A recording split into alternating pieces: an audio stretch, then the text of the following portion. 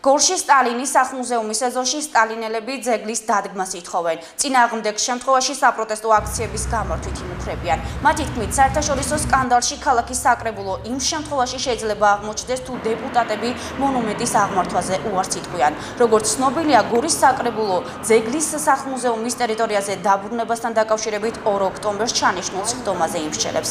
თემაზე ვრცელ რეპორტაჟს გიორგი ახალკაცი ამზადებს, დეტალები ნახეთ დღეს საღამოს 10-ზე დიას 10-იანში.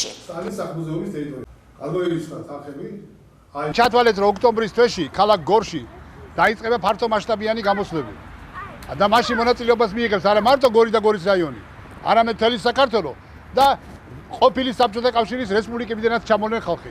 ღრმათა ვარ დარწმუნებული, მეზობელი სახელმწიფოებიდან რომ ჩამოვლენ, ამაში ეჭვი არ მეპარება. ამიტომ ეს იქნება დიდი საერთაშორისო სკანდალი.